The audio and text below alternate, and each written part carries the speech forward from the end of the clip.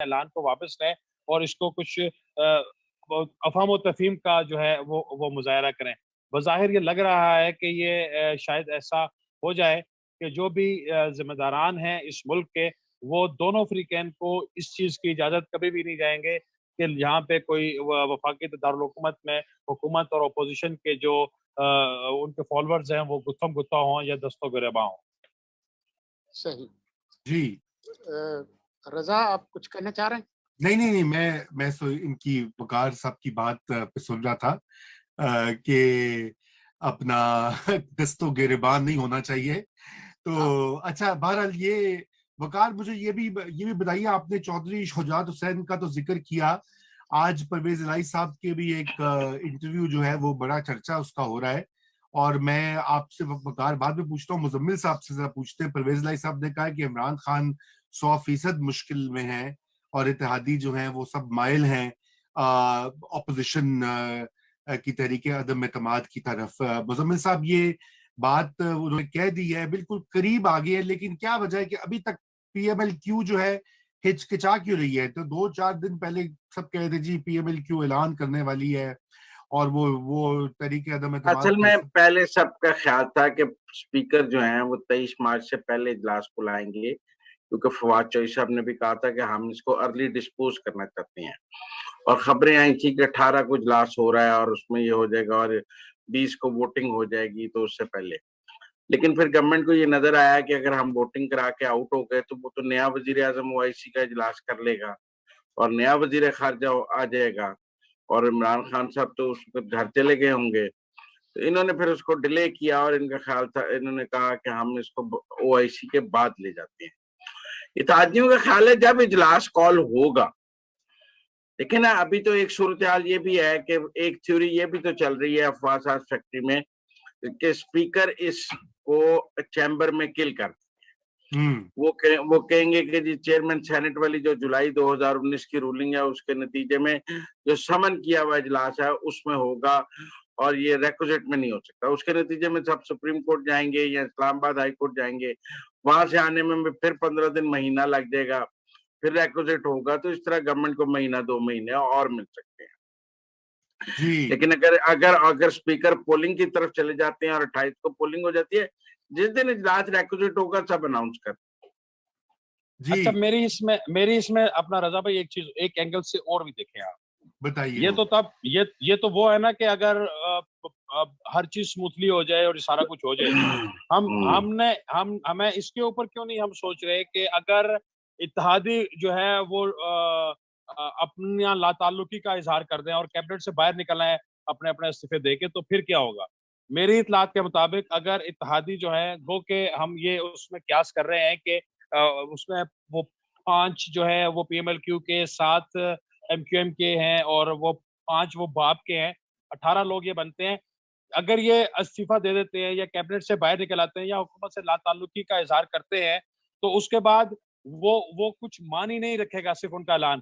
उनको स्पीकर को ये लिख के देना पड़ेगा कि हमने उसूली तौर पर जो वो हुकूमत से अलहदगी हासिल वो कर ली है, और उसके बाद जो है ये आईनी तकाजा है कि आईन के आर्टिकल 51 की सब क्लॉज 91 की सब क्लॉज 7, उसके तहत जो है वो प्रेसिडेंट फिर बाउंड होगा उनको कहने के लिए वज़ीर आज़म साहब को कि आप जो है इत्तेमाद का वोट लेके वो दें। तो उस वक़्त फिर इनको वो मिनिमम 172 वो पूरे करने पड़ जाएँगे। और आज जब हम ये बात कर रहे थे तो बहुत सारे लोग कहते हैं कि नहीं, सदर क्यों कहेगा, ये कैसे कहेगा? तो ये इत्तला के लिए ये है कि ये वाहिद हुकूमत है जिसके प्रेसिडेंट ने अपने ही वज़ीर आज़म को बगैर किसी मुतालबे के, जब यूसुफ गिलानी वो सेनेटर मुंतखब हुए थे तो उनको कहा था कि आप ज़रा इत्तेमाद का वोट वो लें। तो ये पहली दफा पाकिस्तानी पार्लिमानी तारीख में ये हुआ था, और अभी भी अगर ये अपनी एसोसिएशन खत्म कर देते हैं तो एक रास्ता ये भी है कि वो स्पीकर को लिखें कि जनाब हमारा अब हुकूमत से कोई ताल्लुक नहीं है, और उसके बाद ज़ाहिर है वो जब रिटर्न लिख के देंगे उसके ऊपर डेट भी होगी, और मखसूस वक्त के अंदर सदर जो है वो फिर कहेगा इनको कि आप जरा इत्तेमाद का वोट लेके देखें। तो एक एंगल ये भी है कि उसमें फिर ऑपोजिशन के लिए वो वोटिंग करना या 172 पूरे करना, वो अब वो जरूरत नहीं पड़ेगा। एक रास्ता ये भी है। वकार कितने सादा हैं, जैसे मीर कितने सादा हैं। उस वक्त जब सदर ने कहा था ना तो फैज उनके साथ था, और वो साथ लोग आए नहीं थे, लाए गए थे। आज वो कहते हैं तो कौन लाएगा लोगों को? इतने भोले हैं आरिफ अलवी साहब के, कह देंगे इत्तेमाद का वोट लो। उस वक्त तो स्टेज सेट थी, लोग पूरे थे। एक एमएनए ने मुझे बताया कि उसके बेटे की शाम को मेहंदी थी, तो उसने प्राइम मिनिस्टर से कहा कि मैंने आपको वोट देना है, मैं यहाँ से एक प्राइवेट प्लेन पे रहीम खां अपने बेटे की मेहंदी पे जाऊंगा, सुबह वापस आ जाऊंगा।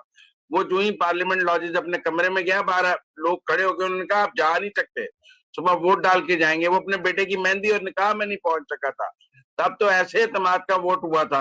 तो अब आपका ख्याल है कि आरिफ अलवी साहब बड़ी सादगी से कह देंगे कि इत्तेमाद का वोट लो? और जो स्पीकर इजलास नहीं बुला रहा, जो स्पीकर, जो ये आज भी नादिया नकी को इंटरव्यू देते हुए नया दौर पे फवाद चौधरी ने कहा है वोटिंग की नौबत नहीं आएगी, कुछ करिश्मा हो जाएगा, वो जो वोटिंग से ऐसे भाग रहे हैं जैसे गधे के सर से सींग भागते हैं, वो जो है इत्तेमाद के वोट पे चले जाएंगे। मुजम्मिल साहब, एक तो ये है कि आपकी राय का एहतराम है, आप ठीक कहते हैं, लेकिन इस पे हमने आपस में लड़ना तो नहीं है ना। इसमें मैं ऐसे कह रहा हूँ कि आरिफ अलवी साहब नहीं इतने बेवकूफ नहीं है वो। अच्छा मुजम्मिल जरा सुन ले, बेवकूफी वाली बात नहीं है। बेवकूफ, मैं आपको वो पार्लिमानी तरीका या वो एक आईनी तरीका आपको बता रहा हूँ कि वोटिंग के अलावा दूसरा रास्ता ये है कि अगर इत्तेहादी अलग हो जाते हैं और सिर्फ वो ऐलान करते हैं तो उसकी कोई अहमियत नहीं है। वहां पे उनको स्पीकर को लिख के देना पड़ेगा कि हमारी इनसे ताल्लुक या हमारी एसोसिएशन इनसे खत्म हो गई है। उसके बाद जो है, जब ये सारा कुछ हो जाएगा, उसके बाद सदर पाबंद है आइन के आर्टिकल 91/7 के। मैं पढ़ देता आर्टिकल, आइन का आर्टिकल पढ़ देता हूं। The prime minister shall hold office during the pleasure of the president, but the president shall not exercise his powers under this clause unless he is satisfied that the prime minister does not command the confidence of the majority of the members of the National Assembly, in which case he shall summon the National Assembly and require the prime minister to obtain a vote of confidence from the assembly. तो लोगों को जरा हम बता दें कि इसका मतलब ये है कि वजीर आजम ही रहेंगे जब तक सदर को ये यकीन ना हो जाए, मुतमैन ना हो जाए कि वजीर आजम जो है वो अक्सरियत का एतमाद खो चुके हैं। उस सूरत में वो कौमी असम्बली का इजलास बुलाएंगे और वजीर आजम से कहेंगे कि एतमाद का वोट ले लें। लेकिन जिस तरह के वो हैं सदर साहब, वो पूछ के ही करेंगे। उसमें ये क्लियर देखे, इसमें अब तो पूरी दुनिया को ये पता लग गया है कि हुकूमत के कितने नंबर्स हैं और उनके इत्तेहादी कितने हैं। कल अगर इत्तेहादी खत्म हो जाते हैं तो सबको पता है कि वो 179 नहीं रहेंगे, उनमें से इतने लोग माइनस हो गए, तो वो चीज तो अपोजिशन एस्टेब्लिश करने में कामयाब होगी ना कि इनके पास अक्सरियत नहीं है। फिर अगर सदर ये नहीं करता तो फौरी तौर पे अगला काम होगा उनके खिलाफ इम्पीचमेंट का। तो अब ये है कि ये फूलों की सेज नहीं है, ये कांटों का हार है, ये कांटों का हार है जो हर गुजरते लम्हे हुकूमत के खिलाफ। आरिफ अलवी साहब को निकालना एक बेलज्जत गुनाह है, निकालना तो इमरान खान को है। अगर असद कैसर और आरिफ अलवी की कुर्बानी भी हो जाए और इमरान खान को 4 महीने मिल जाए तो खेल उल्ट जाएगा। मेरा मतलब है कि अगर इमरान खान इस लड़ाई को खींचते हुए अगस्त सितंबर तक ले गए और वो बैठे रहे, ऐसे में आरिफ अलवी की भी इम्पीचमेंट हो जाए, असद कैसर भी चले जाए, तो कोई घाटे का सौदा नहीं है।